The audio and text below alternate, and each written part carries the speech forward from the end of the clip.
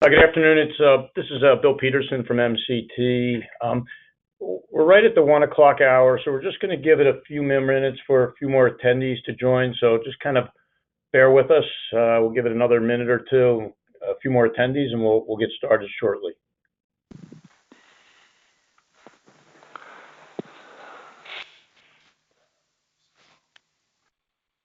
So, we'll just kind of go back and forth.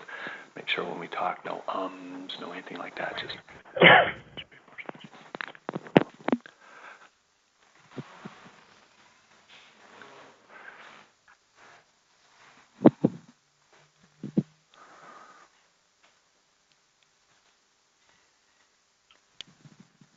All right, so we'll just give it one more minute.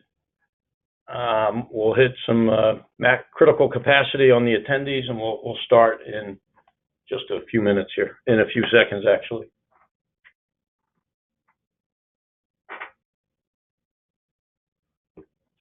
Okay. Welcome everyone to our MCT community webinar. My name is Bill Peterson. I'm one of the managing directors at MCT, and today we're really fortunate to have both an MCT client, Graystone Mortgage. We have Kip Myers, the president of the company, and Phil Stooksbury, the CFO.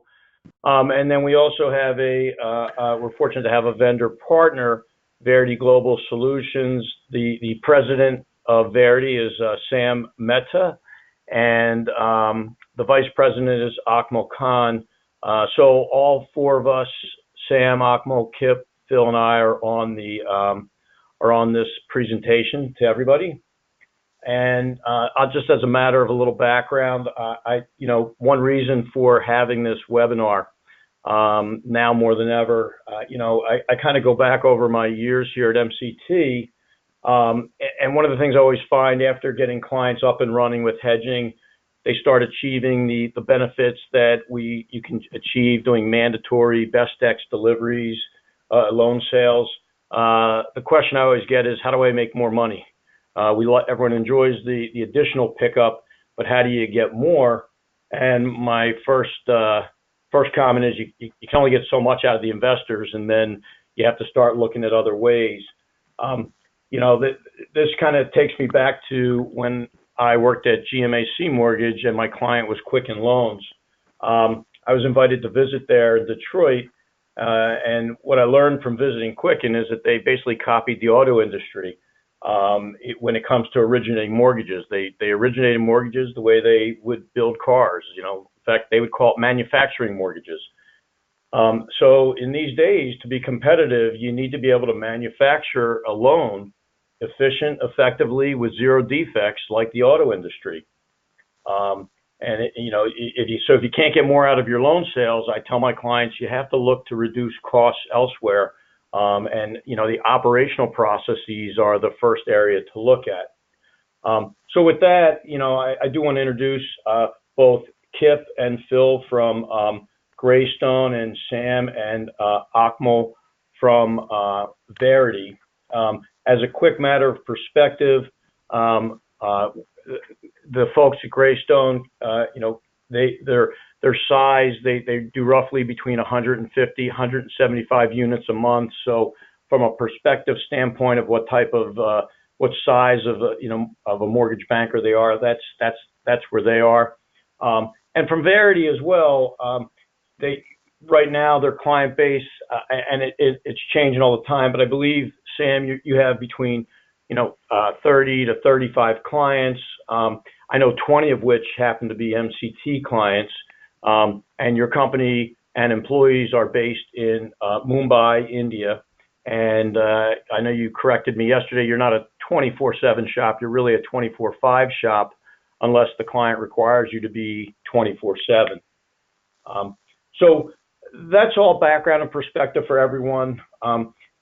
Really, this is a Q&A. You have an ability to ask questions. We'll try to answer them. I'm kind of doing it all at once, so go easy on me. But I really would like to start with Kip and Phil, really asking you the question, when did you start considering this outsourcing? When did you start? when did you actually implement, and just some high-level thoughts to get this conversation going. Sure, Bill. This is Phil. I was just like to share how we came about with meeting Sam in the first place. I was listening to one of the MCT's webinar that was given back in the fall of 2017, and was listening to Sam and talking about how he was working with Sonny Bringle over at Victoria Finance, who's the president over there. And Sonny, was bringing up some points in his operations and trying to find efficient ways to make things faster and smoother. And was corresponding with Sam, and Sam, with his background in engineering, took that opportunity and was looking at the operational flow and figuring out ways to do some cost savings, putting in some time efficiencies in place. And as I was listening to their webinar and the numbers that they were casting out, it piqued my interest. So I shared this information with Kip, and we decided to reach out to Sam over at Verity and to do our due diligence and dig a little bit more. And corresponding with Sonny, he's been working with Verity for almost 2 years at that time and working on various projects and slowly integrating them into their system. And so what we wanted to do was to take a look at our QC work first with Verity, our pre and post. And they got involved, and we had our Chief Compliance Officer, Greg, start us off on Q1 of 2018 and do some beta testing. And with that in place, we were able to see some differences that were happening. The current company that we were using our QC work was taking about 2 months to capture 10%. With Verity, they were running at real time, which made a difference for us. And there's some cost savings there. And we felt comfortable with what was taking place. And we decided to just move forward with the other setups, the loan setup, the pre-underwrite, and then the investor shipping. And we used a select group of people in our organization to beta test this first, to make sure that everything's working properly and we're seeing the benefits from it. So let me ask you this question. I know we have a slide up that we only have one slide, so we're not going to go through a bunch of slides. But on the slide that we have up, Sam, you have in a vertical line, obviously a list of the different processes that you offer.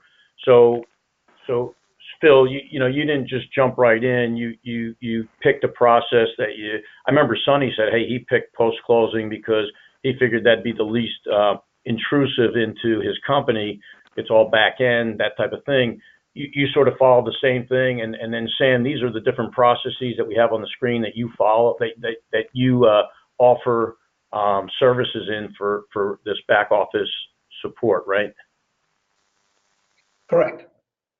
So what we find is when I look across the client base that we have, it's kind of a gut feel from an ownership and upper management standpoint as to what level of a culture shift could be for their company.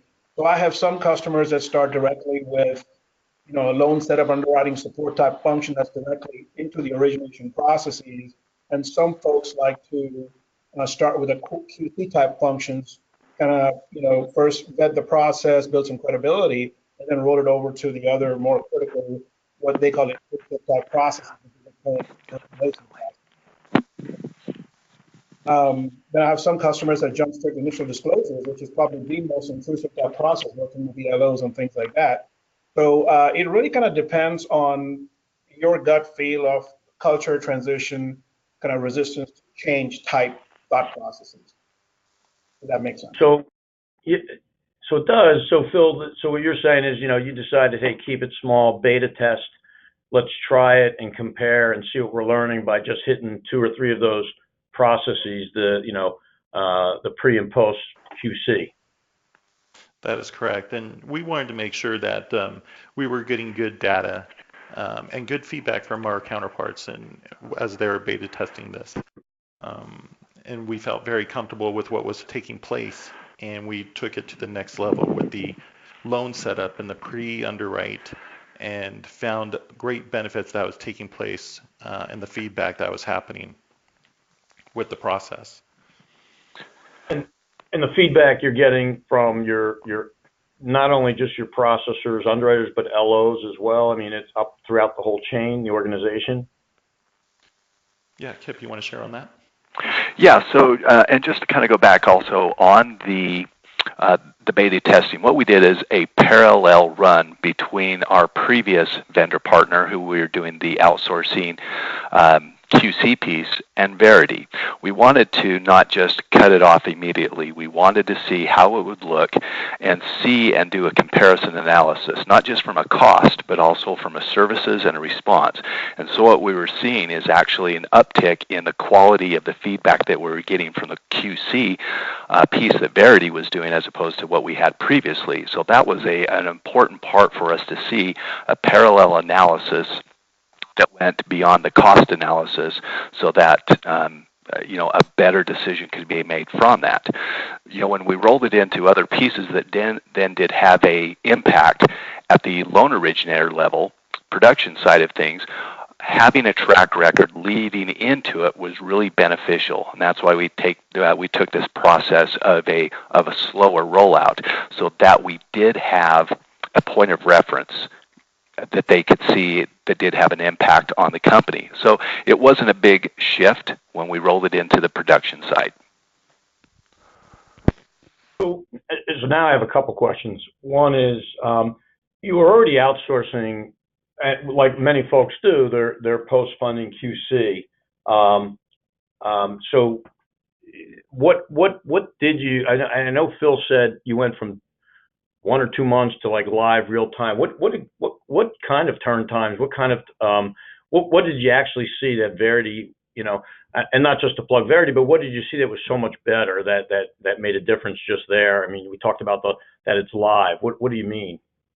The thing is, what's nice about the system being live, we would get the feedback within 3 hours after they do their QC work, rather than having to wait 2 months after the fact. Wow. And Right. then we can be able to identify areas of weaknesses and fix those on the fly, which was huge for us. So the turn time cranked way up, and then Kip, you mentioned loan quality as well. So the feedback that you're getting, obviously created a better way to see what you're doing wrong and fix it right then and there, rather than 2 months later kind of go back and do a dive. Absolutely. When you're able to gather data on the fly, it helps then a trickle-down effect back into the processing as well as the underwriting. So what we were doing is taking the information that we could see trends happening quickly, put them back in as condition sets into the processor's world, which then obviously is in the production side of things. And that's where we started to see more efficiency coming back into the company rather than 3 months down the road when the QCs come back or whatever the investor pens were. So this was a way for us to see immediate results. So that brings up a different, just a slightly different question I have though, is, we do talk about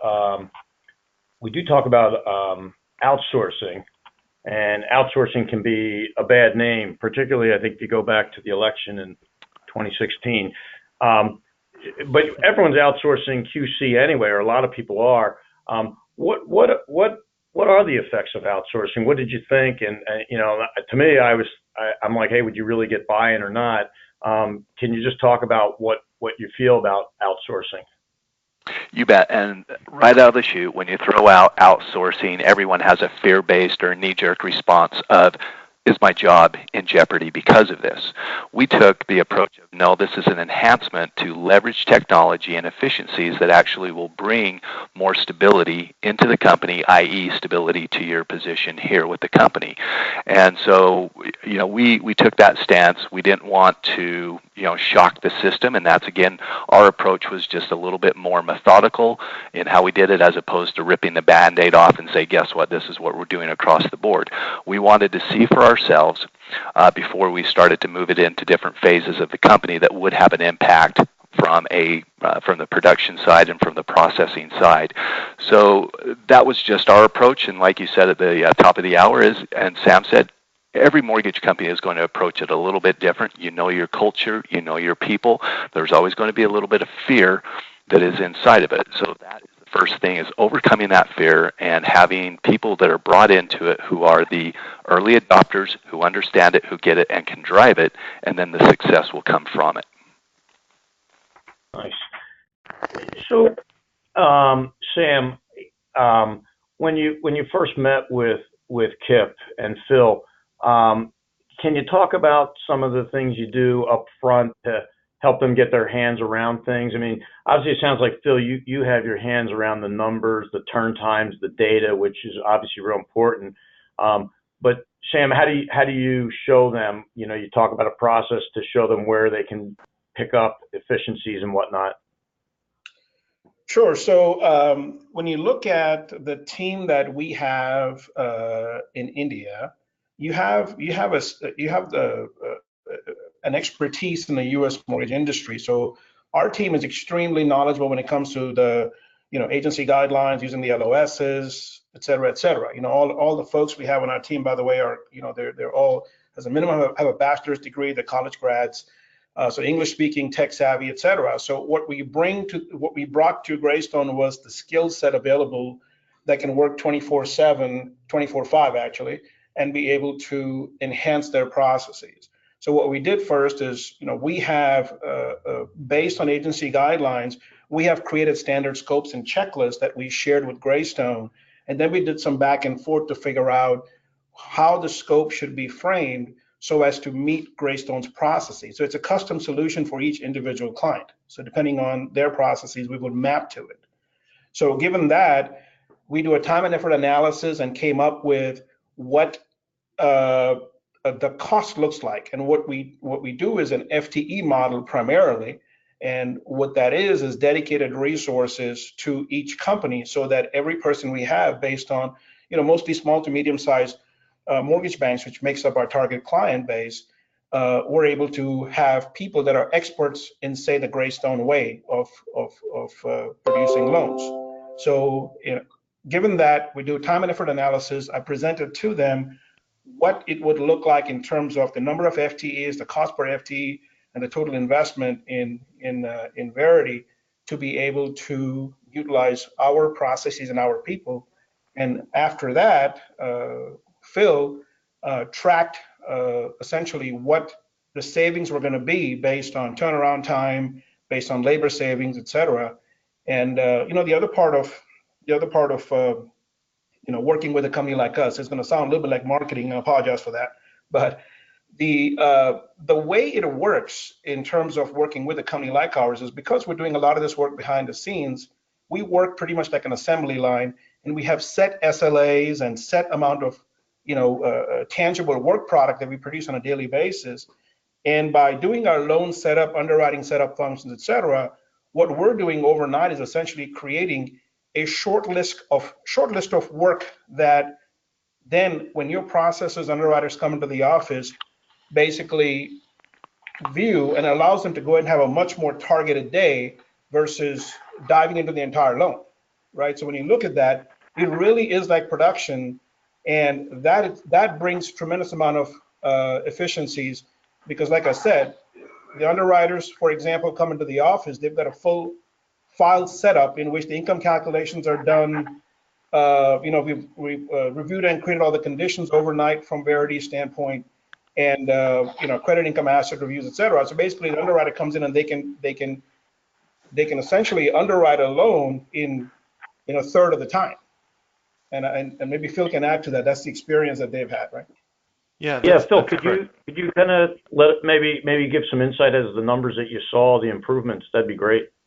Yeah, with the system that Verity was bringing before us, they use a checklist which help us become more efficient. What we were finding that our underwriters were underwriting loans, giving them about 2.5 hours to 3 hours. The setup that we have with Verity is, with the loan setup that's going through, the files are already clean, and if it's good to go, it goes through the pre-underwrite where they are able to scrub through the data, in behalf of the underwriter and making sure that everything's all there. And then it goes to our underwriter, which normally would have taken them 2.5 hours, 3 hours of their time, which is now only 45 minutes. So you're saving almost 2/3 of the time. Wow. And so if I can chime in here, one of the things, and what Sam was touching on, is the importance of a company such as Verity that Sam has put together with a very skill set company that really understands the mortgage industry. You know, this is not the outsourcing company of your mama's 10 years ago. These are people who are highly skilled, understand it, and so there's no mystery. There's no lost in translation. And the other thing that is key on this is the communication between the two entities. And we look at Verity as just an extension of Graystone, that we're on calls with them on a weekly basis, if not during the week when our underwriters can reach out, our compliance officers can reach out. All of these communications are key in making sure that Verity understands how your company does business. And that is I think one of the best attributes to Verity is they are a company that can sync up to how you do your business. Just the way, Graystone is unique in how we approach certain things. They modify their systems to mirror how we do it so that the efficiencies and the communications can take place. So let me ask you a question then. You talk about the communication and it's weekly, and I get that everyone from Verity is participating. I know just even from the MCT side, when we set people up, I kind of feel like if we're not having the buy-in at the top, our results aren't as good as if, somebody just hires us and, hey, go to it. I need everybody working at my company in the same direction, or at my client to work at the same direction to make this thing work. Do you have, when you say these weekly meetings, Kip, are you in the meetings each week running it, or is it Phil? Are you running it to make sure everybody from Graystone is doing what they're supposed to do? How does that work? You bet. We have a committee that is comprised of team leads from processing, underwriting, compliance, Phil, myself. And so that it's a very well-rounded, so the topics are brought in and looking at it from all angles, just not from one seat. We want to be able to punch holes in things that need to be addressed. Hey, what can we do to improve in different areas, whatever that might be? So again, like you said, Bill, it is imperative for the success that you have to have the buy-in. You have to have one or two, if not three people that are the key adopters, the early adopters who are really the drivers and the believers. Otherwise, it'll fall off pretty quickly. So Phil, as CFO, you're the champion? Does that fall on you? Are you leading these meetings each week to ensure all your leads are moving in the same direction? Yeah, we wanted to make sure that this was going to be successful. And in order to do that, we wanted to make sure we had everybody involved that would help bring this forward. And so as we were beta testing this, we wanted to make sure that each processes were working properly. And having that weekly call, and our team lead was with Ekmal, and who's been fantastic with helping us communicate going back and forth with what our needs were. Areas that we needed to tweak in the underwriting, or areas that we need to have added on their checklist. To have that constant communication and showing the importance of this project showed our employees how important it was for us to have this change taking place.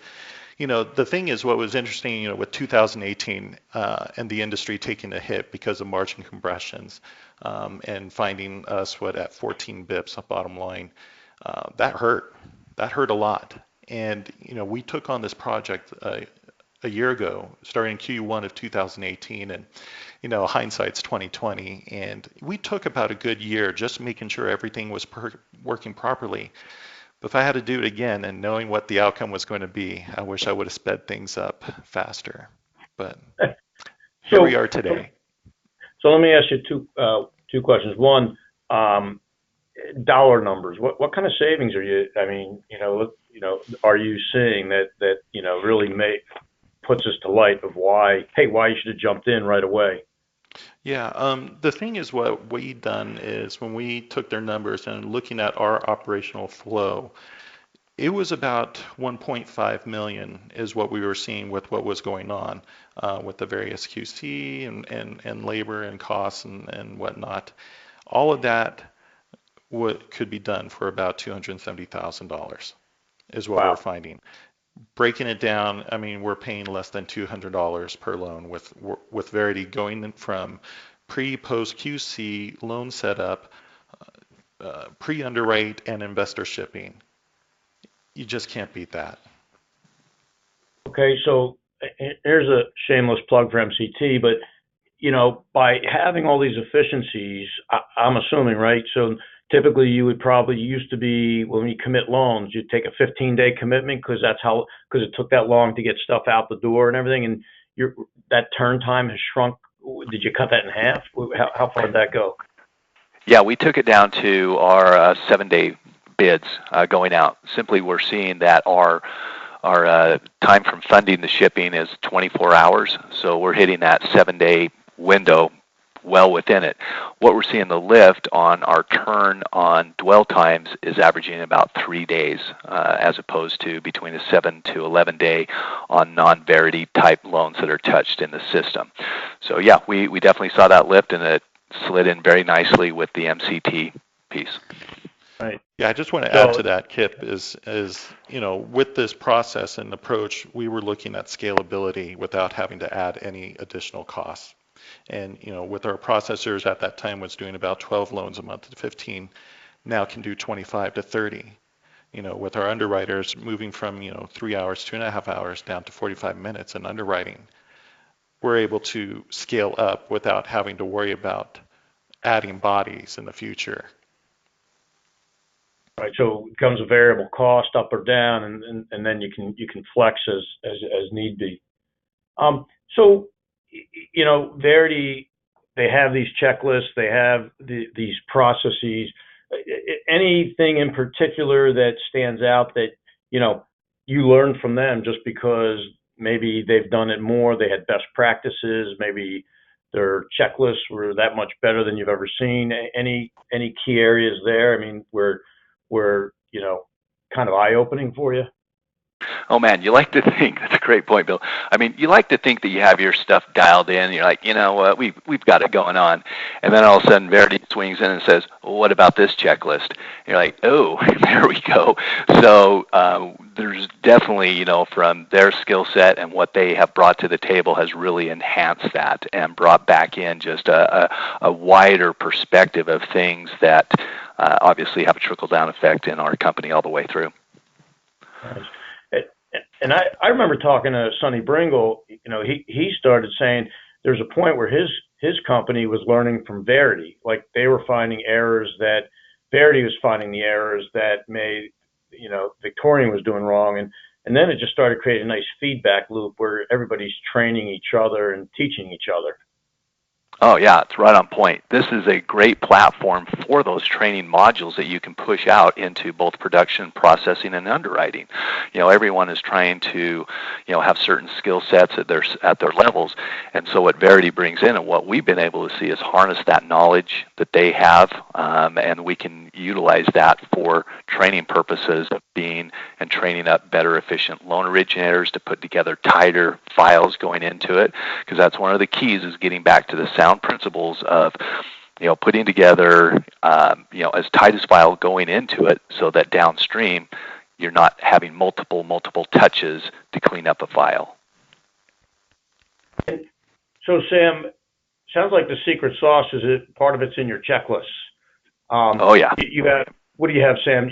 Every one of these processes that we have up on the screen, you have like specific checklists that you follow, you share with the client, show them what you recommend. Is that how you go about doing that, Sam? Yeah, that's correct. When we engage with the clients the first couple of weeks, we do some test loans and essentially go back and forth with the checklist and the scope, and we define it the best we can in the first 14 days, so that after that we go to production. So it's a very detailed process discussion, pretty much on a daily basis for the first couple of weeks. And then during subsequent meetings, we have constant check-ins, and when we do that, we have these calibration calls, And then during those calibration calls, we will suggest tweaks and optimization that we see across the board from other clients and ideas and things like that. And so, going back to the people at Verity, you're running your operation in Mumbai, so it's overseas, it's overnight. Is everything overnight, or is it truly 24-hour? You run a 24-hour operation there, or how does that work? Or something same time zone? How does that work? Yeah, so it is. Our offices are open 24 hours, and we have 2 standard shifts, and then we have custom shifts. Depending on the function and depending on client preference, the FTEs we have will work overnight or during the same time zone as us. So a lot of the underwriting functions, the setup functions, et cetera, tend to be overnight for us here in the United States. And when it comes to initial disclosures, for example, closing docs, those tend to be in the same time zone. Or sometimes some clients prefer to have coverage for even underwriting support in the same time zone. So it just depends. But we cater to that however the client needs it. Yeah. So, Bill, one thing that they do for us is the pre-close QC audit. So if we have a file that has been selected in the random sampling, it's important that those loans are being done during our real time. And so our SLA with them is a 3-hour right in there. And so, these are very quick time frames that then result in great customer service that we have both internally and externally. So to answer your question on our side of it, we've been able to adopt in our systems with their resources there at our time frame and our timelines. So 2 questions I have. One I have, and actually somebody asked this question, and I'm going to read it. But the one is, Sam. So your employees are only working with Graystone employees. You're not talking to borrowers when you do stuff, or how, right? Or is Graystone? Are you doing the borrower talking, and how does the communication work between everybody? Oh, that's a great question. Yes. So we work only with our clients' employees. So we don't talk to any borrowers, appraisal companies, et cetera, outside of your organization at all. And so a couple of things that we don't do is we don't talk to the borrowers, and we don't make the credit decisions. Your underwriters do that. Because you're not underwriting. No, we're doing the setup function. So we do essentially all the time-consuming portion of an underwrite file, and then the underwriter takes it from there. Okay. And then a question was asked about the security. How does it work with letting people into the LOS? Because don't you're working in an LOS of Graystone. So how does that work with security, and how do you handle all that? Yeah, so we're certified to ISO 27001, which is an extremely stringent physical and IT security standard for financial institutions. And so that requires us to have some extremely tight physical and IT security procedures at Verity. So if you visit our offices, which Bill, you've been there a couple of years ago, the building is perimeter controlled. Our offices have biometric access and card access. None of our employees can bring in cell phones into the workplace. They can't even bring paper and pens into the workplace. There's no personal email access. There's no jump drives, DVD drives, nothing of that sort. So that also brings up a second part of the productivity equation, where our employees have no distractions. So essentially, there's no Facebook or Instagram or Tinder or whatever, right? So people are just working, and we measure utility down to the minute. So that's an area that our clients like a lot, because the productivity, when you compare two workforces, is much higher because of those lack of distractions. But yes, we do work in the client's LOS, and we have secure connections into that. And we don't download anything.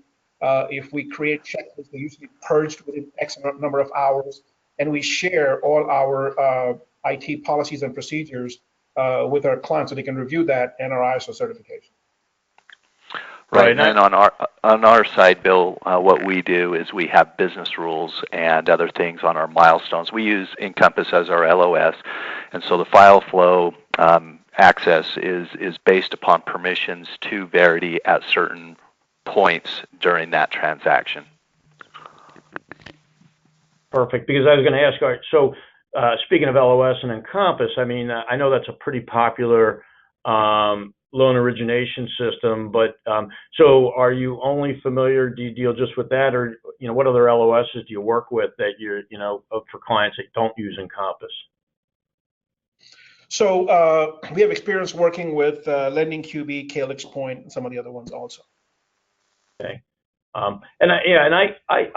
remember being out there and seeing that really your terminals are dummy terminals, so there's nothing can be printed, nothing can be brought out that way. So, and truly the best thing is really, if you think about it, cell phones are probably the biggest danger of all, and they can't be brought in. So I do remember seeing that as well. Yeah, and all our employees go through criminal background checks as part of the procedures for ISO. Okay. And then speaking of employees, one other thing, your employee base, I mean, so, you know, everyone starts signing you up and using you. How do you handle the flow? I mean, I do know that when I was there, I met folks who, I mean, basically Chase, Wells, and a couple other big time mortgage companies countrywide had operations all set up there, and a lot of these employees used to work at these mortgage companies. You know, is it easy to flex? I mean, if you know, everyone's volume jumps here, hopefully that happens, you're able to put on more employees. You know, how does that work? Yeah, so we constantly manage a bench of anywhere from 20 to 30% of our regular workforce, trained and ready to go every time we do review our hiring basis. And the other thing that we do is, as part of that bench training, they go through a pretty detailed training on our side, but they're also cross-trained. So, for example, in Graystone's case, if we have an FTE working on the loan setup function for Graystone, then we have somebody who's fully cross-trained and ready to step in anytime there's issues like somebody being sick or there's turnover and things like that. So from our side, there's no downtime if we have any turnover from an employee from our side. And the ramp up is pretty quick.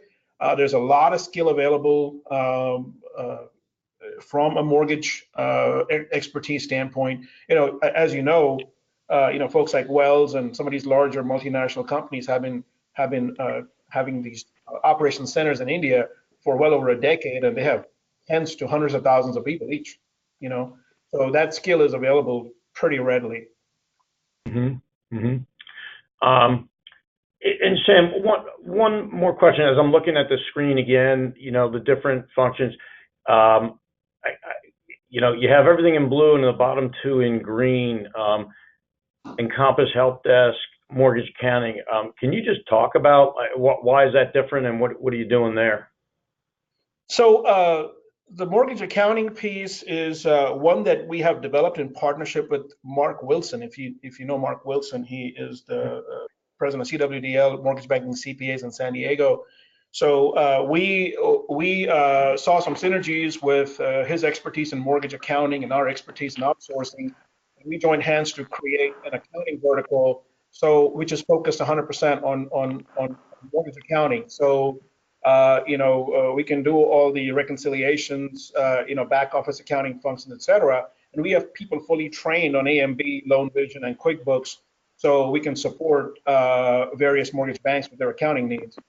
And on the Encompass Helpdesk, kind of same principle as some of the other functions that we have is, if you look at the hourly rate of your Encompass admins, really there is a portion of that work, maybe 50–60% of that work that is very, very basic, probably pretty simple, that maybe you don't want your folks to be spending time on, and we can handle those tasks out of India, password resets, creating custom forms, making buttons, all that kind of stuff. So, and that happens at about a third of the cost. So if you look at, making the task equitable to the person's hourly rate, really. So you look at the overall functions more efficient for you from a dollar standpoint. Okay. Jumping back to Kip and Phil, from a size standpoint, because we do have I have a variety of clients by size. How effective can this be for a client that's much smaller? And then, Obviously, I think from a large standpoint, I think this just even creates more economies of scale. But what are your thoughts on the flexing up and down for size of company, how this would work? I think it would be beneficial for small and mid-sized banks because, with our industry, we always have our cyclical periods, right? And then we have our rise and falls with the summer and the winter seasons. And with having a system in place like this in your own household, you're able to ride those currents with these costs. And the cost savings, I still believe, would be, again, depending on the size of the company, would be from about 50 to 70% in their operational costs when taking on Verity. Again, it's a case-by-case scenario with the banks, but they will find the savings that they're looking for and a lift from the bottom line that they need to see for their return. And then I also want to jump back to talking about this, you being a champion and the buy-in. My experience has been if you're not all in, these types of introducing new ideas, just doesn't work. When we talked about this before, I mean, it just seemed like one of the most important keys to success. And obviously, Kip and Phil, you bought in.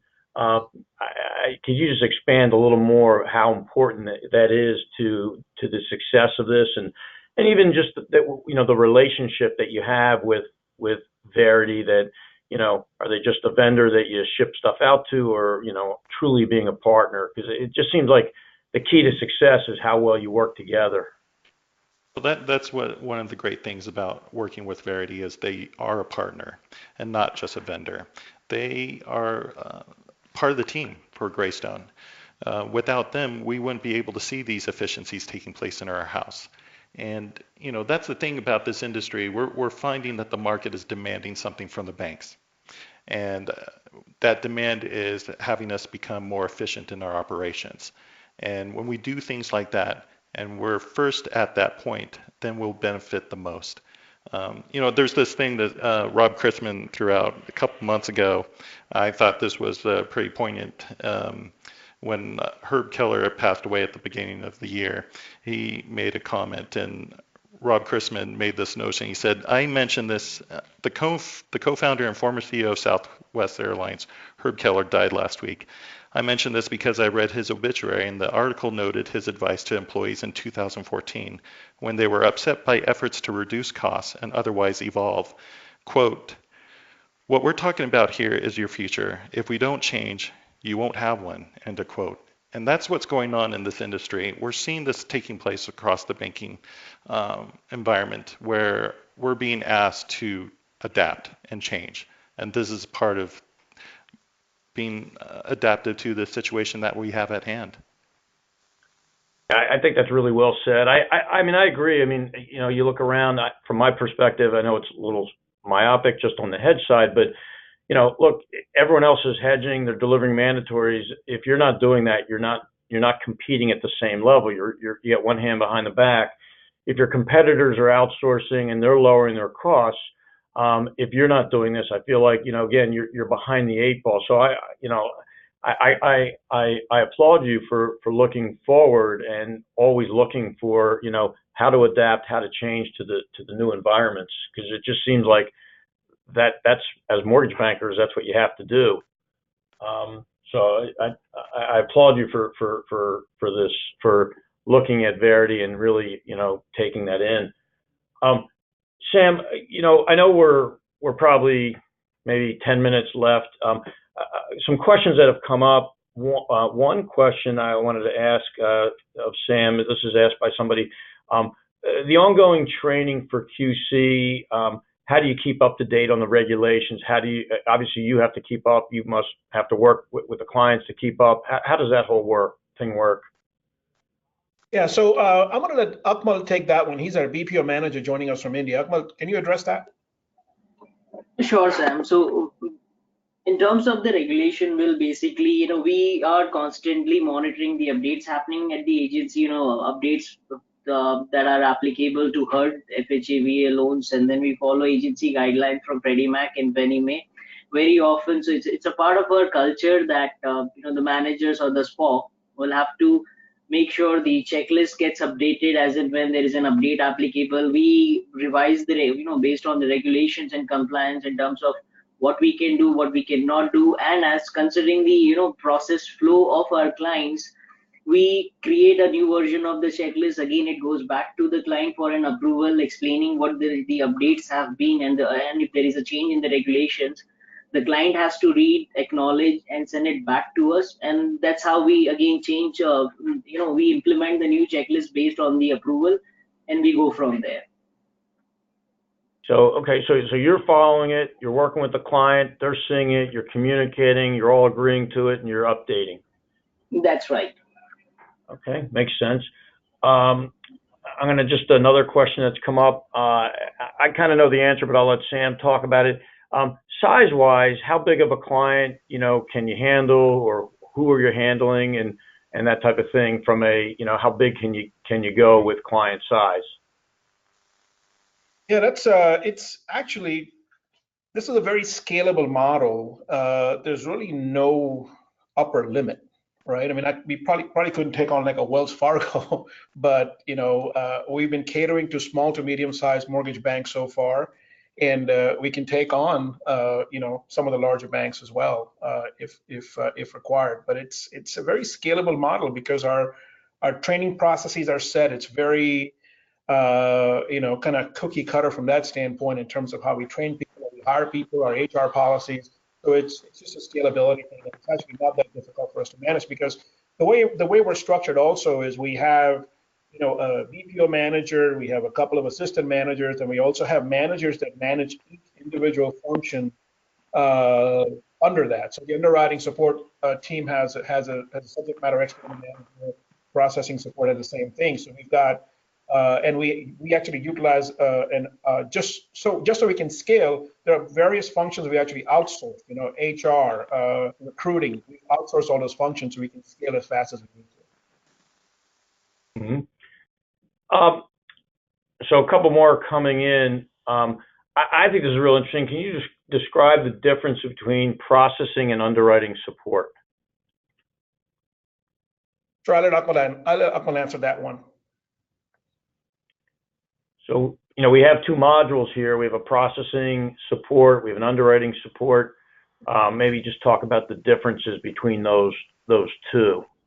Yeah, so Bill, going back to what Kip and Phil were discussing about the services that we are currently doing for them. So basically at a processing stage, we are working very closely with the loan officer or processor and ensuring they have all the required information about a particular loan. So giving you an example of this, at Verity, we firstly, as soon as the disclosures are sent out and we have the initial AUS, income, credit, and asset documents, we review the file following the agency guidelines, keeping in mind the AUS requirement. We review all those documents, provide the processing team a list of additional information that may be requested by an underwriter, or if the documents which are already in the file, and in case if we do not find the required information, then we provide supporting comments and the reason why that information is needed. So basically, the processing team or the loan officer, when they are in the office, they don't really have to open the loan, scrub it, and keep checking on the new documents, because in the back end there is a team at Verity, a person at Verity who's constantly checking for those new documents, ensuring the documents that have come in, they are all acceptable, and it meets all the requirement from on the AUS. So the processor will primarily just work on following up with borrowers at regular intervals, making calls to appraisal and title company to get the remaining vendor documents in the file, which internally helps a lender or our clients to close the loans much faster, because everybody is focusing on something on the most required basically you're spending more of a time talking to the borrowers and to the vendor companies, and in the back office at a processing support, your files are being constantly monitored, required still needs are all done, stacking is all completed, third party vendor follow-ups are all being done. And moving on to the underwriting set of functions, so at pre-underwriting stage, again, we calculate the qualifying income following the agency guidelines, considering, what type of income stated on 1003 or the requirement on the AUS, whether the income is increasing, decreasing. So we follow agency requirements and give the underwriters a summary of all the four or five different approaches that an underwriter can consider to qualify the borrower. So you have a calculation completed by Verity and a supporting condition on what additional documents are required, and a proper explanation on how did we calculate the income and if that is compliance to the agency. Similarly, you have appraisal findings all available to the underwriter. In case of title as well, we calculate the overall debt to income ratio for the borrower. We ensure we go through all purchase contract, bank statements, validate any large deposits, and ensure the bank statements or the investment account statements are acceptable and that meets all the requirements. So at last you get a transmittal summary from Verity which has all the data. You get a list of all conditions, which are the conditions that an underwriter acts, the prior to approval, closing or funding condition. Those conditions are already provided to the underwriters. So that's the reason, when you get a file back from us, you don't have to do the back office work, reviewing documents once again, because that is all done by Verity, and you have a final summary of how the loan looks like, and you can just move on with making a decision on the loan file. So it sounds like the underwriter, you're just laying it up on a silver platter for them to just review instead of do all, you've laid it all out, every possible scenario. It's pretty impressive. Kip and Phil, the question is, what else does Verity do for you? Do they do stuff outside of the agencies? Do they do non-conforming or non-QM or anything like that? Or maybe you guys don't even do that part of the business? Yeah, so right now we do dabble in the non-QM things of that, but that's outside of the scope of this. So basically, any loan that we're bringing into the system, it goes through this system. So whether it be an agency, government, VA, USDA, it's all covered. Okay.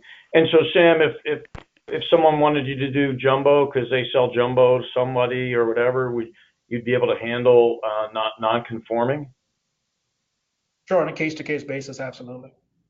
Okay. Another question, I think it's pretty interesting. Hey, what happens if Verity steps away? So you get all up and running, and what's your viability there, Sam? In terms of, I know the one thing is whoever you're engaged with, they're going to have your checklist, which is like the secret sauce. But maybe you can talk about Verity as a company and where you are and the sustainability of Verity. Okay. Yeah, we've been in existence for a little more than 3 years. And we actually, my brother actually is my partner in the company. He lives in India and he manages our operations down there, just so you know.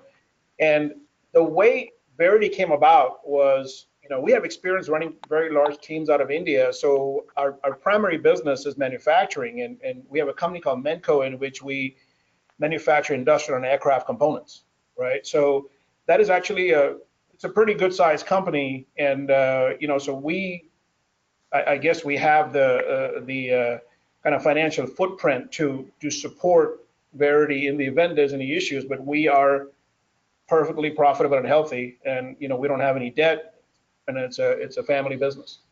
I don't know if that answers the question, but. No, but I think it's important to know that people do know. Yeah, you've run, and it's still running, a successful manufacturing business that's worldwide. So you're not some fly-by-night businessman. You've been doing this for a long time, and you're applying the principles of manufacturing to the mortgage business. And it seems like as this grows, so does Verity. So it's sort of, because it's sort of outsourcing, it flexes up and down just like everybody else. So, yeah, so my background is in engineering. I'm a process engineer by background, and I'm 20 years manufacturing experience. So we apply those principles when we look at the mortgage processes. We apply the same principles to it. And so there's a question, and this is a pretty technical one. So this was asked in the very beginning, but I guess in California, and I'm just going to read this and I apologize, there's a code that requires contract processors to be licensed. A loan processor or underwriter who's an independent contractor employed by a residential mortgage lender or servicer cannot perform the activities of a loan processor or underwriter under this division unless the independent contractor or loan processor obtains a license. So how do you handle California companies, or technically are you, obviously I know you're not technically underwriting. So has that come up? Has this thing come up with California in this code? Has anybody asked you that? Yeah, so we have several clients in California, but basically that's so because we don't make any credit decisions and we don't talk to borrowers, that's really the biggest part of the criteria. So we just stay on this stuff. Okay. And then I think we have time just for a few more of the questions. Reporting, and I know Phil and Kip, maybe you can comment as well. But what are your reporting capabilities? What are you getting back? We talked about weekly communications, but what are you getting back from Verity? Yeah, from Verity, what we receive from them is a daily report as to what's going on as far as underwriting, shipping, and pre and post QC, so that we are able to get a pulse as to what's going on and the frame of time that they're turning these things. And then we also work with our underwriters and our LOAs and processors just to see their feel as far as the loans that they're having to underwrite and getting their frame of time and their feedback. So that's how we're making our measurements week by week and making sure that we are staying on course. Okay. And I guess this is the last question, but someone was asking, hey, LoanLogix, have you looked at them? How does that compare to Verity? I mean, I know of LoanLogix. I know what they do. It sounds like there's some similar crossover, but I know they do other things as well. Have you encountered them at all, Sam or Kip? I have not. Well, I'm not completely familiar with LoanLogix either. Yeah, I know they do stuff like this too. I know they also get into some deeper stuff for like investors and whatnot. But I just the question came across, and I just thought I'd ask that.